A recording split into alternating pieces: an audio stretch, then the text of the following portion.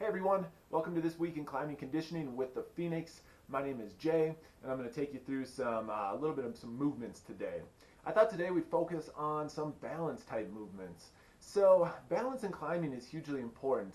And when I talk about balance, I'm mainly talking about dynamic balance. So maybe before we get started, we should kind of like define what that means. So the way I would define dynamic balance is our ability to move in a variety of different directions under variable circumstances. So we can kind of apply that to climbing. So like we're on the wall, that's getting to our next hold, or if we got a clip, something along those lines, or place a piece of gear. Oftentimes we have to hold our body in different positions that are sometimes a little bit awkward, and that requires a lot of balance, a lot of core strength. And the ability to do that is greatly important in climbing. So we're going to look at a few different movements and their progressions on how to get to those movements today.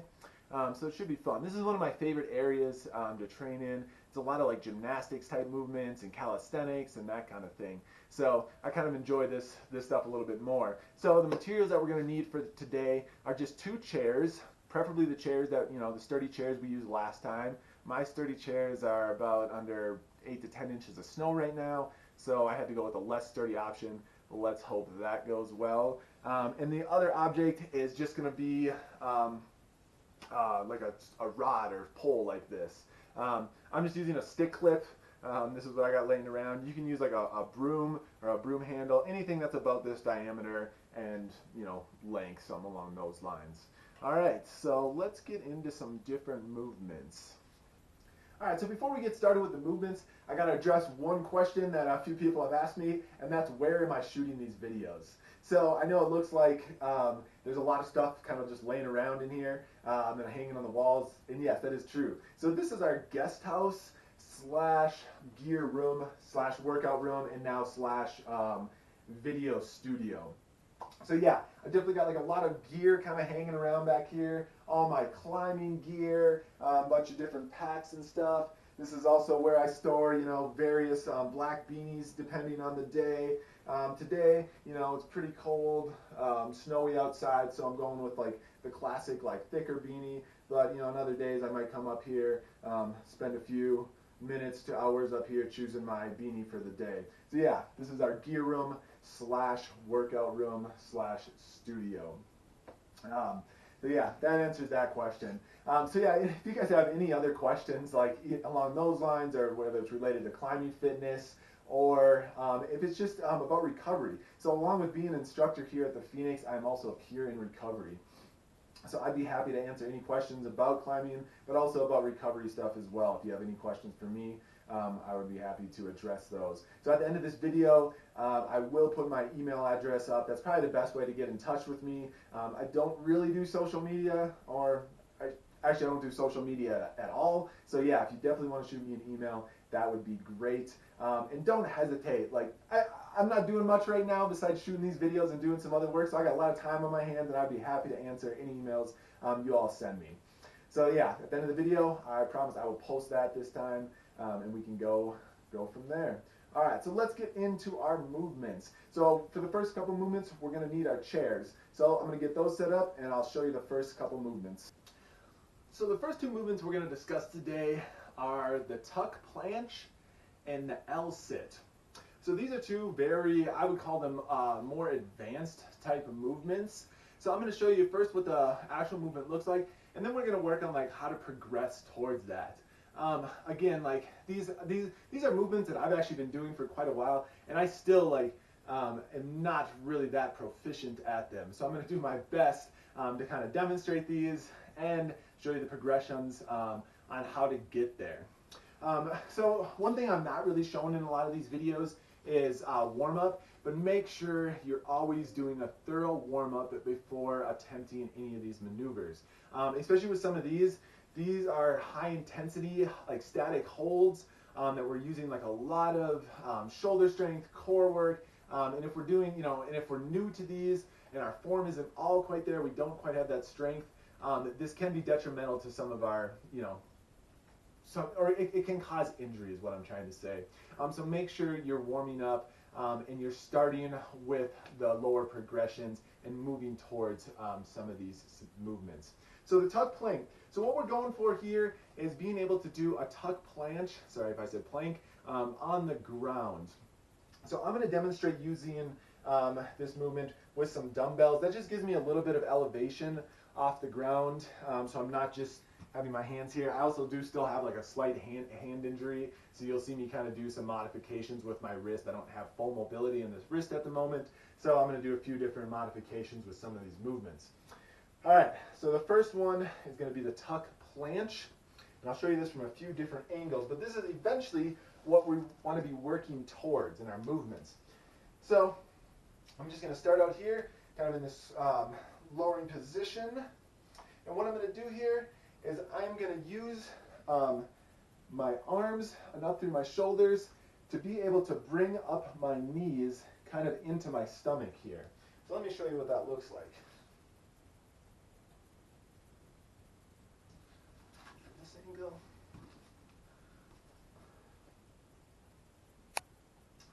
And I'm just statically holding that position. This is a great one for climbing. It really engages fully through up your arms and up into your shoulders and your core and a little bit of lower back as well. So this is a great one kind of to form that dynamic, movements while we're climbing and practicing then using static holds. All right, so the second one I'm going to show you is the L-sit. So again, I'm going to show you kind of our end goal, but then I'll show you the progression as well. So the L-sit, we're going to start, and I'm going to have to use a little bit more modification for this one.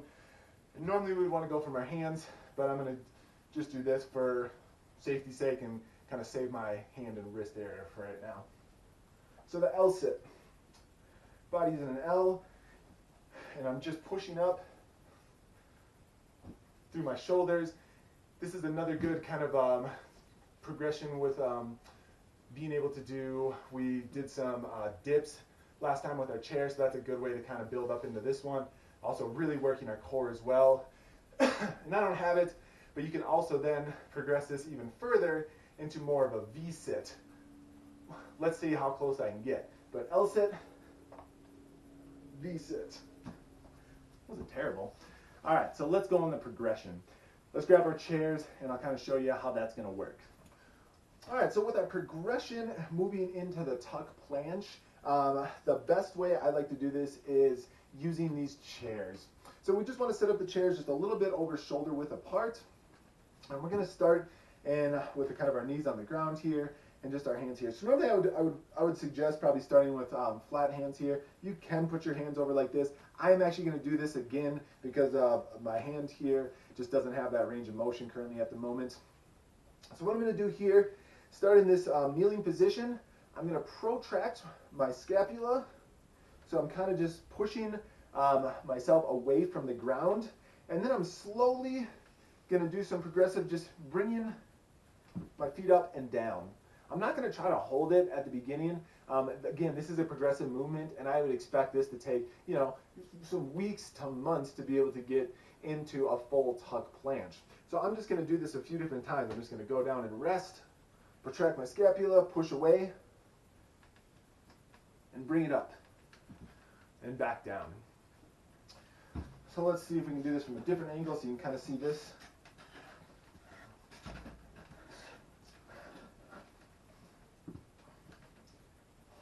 Pushing away from the ground, protracted scapula, and bringing my knees up. And I'm going to also lean forward in this position. That's also important because that just kind of changes our point of balance. So I can kind of lift my legs up just a little bit further from this point. And back down. So again, this is still a very hard movement. And this is your first time performing this. I would not expect you to be able to hold this at all. So what we can do here is we can work just on our dips from this position. And go back down. And maybe just hold right here for a little while. And then we can start moving up towards that. So again, this is a progressive movement. Take your time with this one. Build to it. I just want to show some kind of more advanced movements and how we get to those positions. So that's the basics with that one. All right, let's move into the L-sit. So we're going to start with kind of the same setup here. Our chair is just a little bit over shoulder width apart. And with the L-sit, I'm probably going to start not kneeling, but I'm going to start in this already kind of elevated position. And all I'm going to do here is lift my legs straight off the ground. Still in this kind of seated position and back down. So again, my shoulders are active. I'm pushing away from the ground. I'm not kind of drooping here. I want my shoulders to be away from my ears. So I'm going to push away, and I'm just going to lift up my legs. If that's feeling comfortable and that's easier, you've been working on that movement for a little while, then we can kind of start moving our legs outwards. Bring them back down, outwards, and bring them back down. But again, if we're still just doing this hold right here, I'm going to show you from another angle.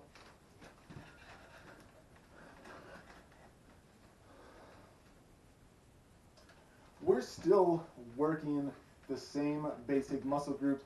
We're still working on that dynamic balance, and it's still going to increase our overall balance and strength with that move. So again, I'm just showing some basic progressions on kind of how to get there. This takes time. This takes a lot of practice. Don't get discouraged if it's hard at first.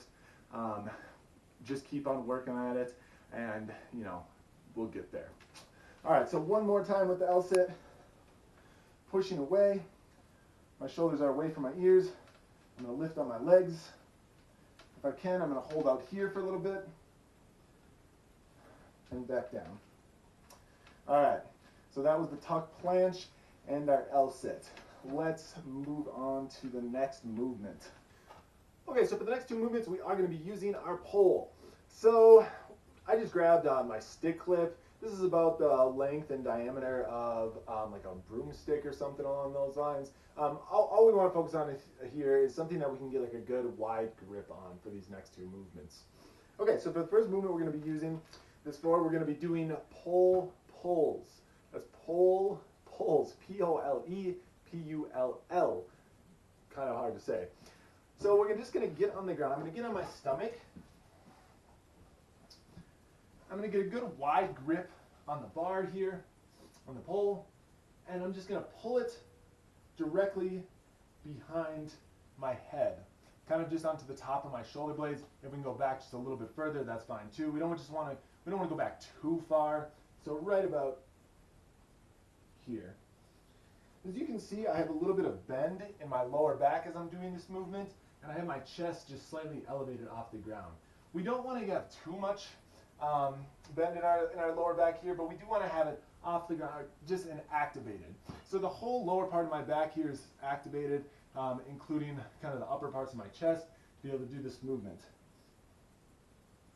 So this movement really increases the range of motion in our shoulders, as well as forcing us to kind of stabilize this portion of our body. So when we're climbing, we do tend to do a lot of these movements where we need good shoulder flexibility, as well as keeping our core and thoracic area nice and tight to make that move without falling.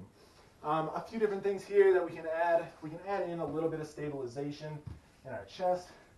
Without this, if it feels like it's too much in our lower back, we may want to do this just to give ourselves a little bit of support here to get that coming back without adding added stress to our lower back. Okay, so that's the first move we're going to use with the pole. The next one is going to be overhead squats. If you're unfamiliar with overhead squats, this is a fun one or a hated one depending on your opinion. So let's go over that one next. So the overhead squat, this is definitely one of my most hated and most favorite movements. There's a lot going on with the overhead squat, and it is a complicated movement. Make sure before you kind of get into this movement that you got your squat down. I'm just going to go through the basic kind of points of performance with this.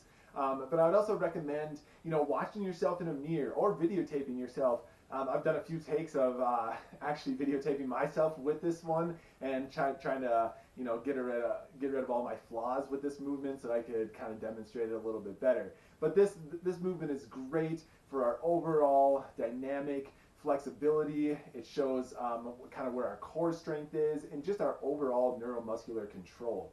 So for climbing, this is actually a really, really good movement. And for this, we're not going to use any weight. It's more about proper body placement and movement than lifting large amounts of weight with this one. So again, I would highly recommend, doing this in front of a mirror or just videotaping yourself and seeing kind of where some of those flaws are and seeing where you're kind of lacking some, core stability or just mobility issues in general.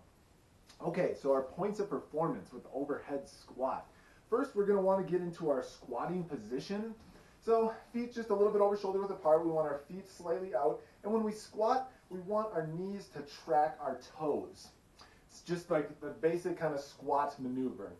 And then with the overhead squat specifically, we're going to grab our bar, full grip here, a little bit, a wide grip over shoulder width distance. We're going to put it over our head, armpits facing forward, and we're going to go into that squat. Okay, so a few things going on here.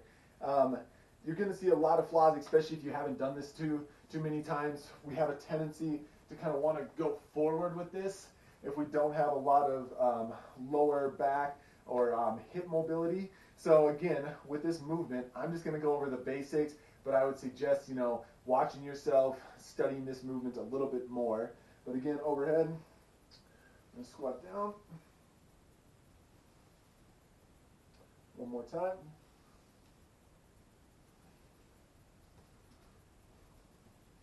See how, again, my knees are tracking towards my toes. I'm not going too far forward, and I'm not trying to go too far back, keeping that bar straight up and down. It's going to kind of, you can focus on it like, it should be kind of parallel or crossing my feet at this point. And back up. Okay, so that was a quick, probably too fast tutorial on the overhead squat. And I actually have my notes in front of me right here just to kind of go over those. Because yeah, again, this is a complicated movement. Things we want to look for: shoulder width stance, wide grip on the bar, shoulders push up into the bar, hips descend back and down, hips descend lower than our knees. Our lumbar curve is maintained through the entire movement. That's a big one, and that's the one we'll see like usually a lot of our flaws in. So yeah, again, study this movement, but this is a great one to kind of work on, especially in this time. We can kind of really increase our dynamic balance and flexibility with this one. So yeah, just had to throw that one in there. Again, I'm not a proficient overhead squatter by any means, but I hope that this kind of gave you just like a little insight with a great movement that you. So for our last movement of the day, we're going to do some handstand walks. So yes, a little change of scenery. I had to move inside, take down some pictures. We don't have a lot of blank walls in our house, or a lot of room for that matter. So yeah, what you're going to need here is just a blank wall, and we are going to do, like I said, handstand walks. So the key to the handstand walks, as you wear some kind of like footing, you probably don't want to be in socks because you want a little bit of friction on the wall. But to start out, we're just going to get our feet on the wall, and we're going to get into this plank position. Holding this plank position, we're just going to walk our feet and our hands up the wall until we get into a handstand position. Move a little bit closer in. We're just going to be pushing away with our shoulders, keeping our core tight. Don't want too much bend in our back either way. And then we're just going to walk it back down. Normally in a workout, if I was doing this in kind of like a circuit or something along those lines, I might try to do 3 sets of that. That's a pretty good number, and you definitely want to make sure you have enough gas in the tank on that third one, because you don't want to collapse in that handstand position. Obviously, it's not going to be fun. It's going to land on your head, your neck, all that kind of thing. So to be able to do that 3 times, that does take some significant work and progression to get there. So what we can do just to start out with this, we can start all the way just in a plank position, get our planks really strong, and then we can kind of move it to the wall. So we move it to the wall and just hold this plank position. that's still really going to be strengthening our shoulders and our core to be able to start walking and holding that handstand position. Once we get that position down, maybe we just walk it up a little ways. So we start in this plank position, but then we just walk it up to about here, hold there for a little bit, walk it back down, maybe go one step further with a couple hand movements, and walk it back down. So we can progress just like literally step by step. We don't have to go into that full handstand position right away. We can start small and kind of progress to that handstand position over a series of weeks or months. Well, thanks everyone for joining me this week in climbing conditioning with the Phoenix. I hope you learned a few new things that you can kind of add to your library to increase your dynamic flexibility, range of motion, and balance. So we can come out of this, maybe not stronger climbers, but still not losing too much ground. Again, like I mentioned before, if you have any feedback, questions, or things you'd like to see in any of these videos, please reach out. I want to give a special thanks to everyone who's commented on the videos, watched the videos, and your words of support. So I actually really don't like filming myself, I haven't actually watched any of my films yet. I watched like the footage to make sure I got everything down, but I'm very self-conscious making these videos. So a lot of your words of support have been really helpful in me wanting to continue making these videos. So I really appreciate that, and just all the support from the Phoenix people out there. So a special thanks to you all. Here is my email. I hope you can all read that. If not, it is J, the letter J, then TREBELHORN @thephoenix.org. And again, questions, comments about climbing fitness, or just recovery in general. I would love to talk about recovery in any means. Want to give one shout out to myself. I will be celebrating 5 years of continuous recovery tomorrow, April 17th. Kind of a big milestone, at least in my recovery. And again, with the support, I wouldn't be able to. I don't think I would have gotten this far if it wasn't from the community and all the friends and support that I've gotten through the Phoenix and the Phoenix organization. So I just want to thank everybody for that. All right, well, have a good week. And again, I have not forgotten, I still will be coming out with a little small tutorial on hangboarding, so look forward to that shortly.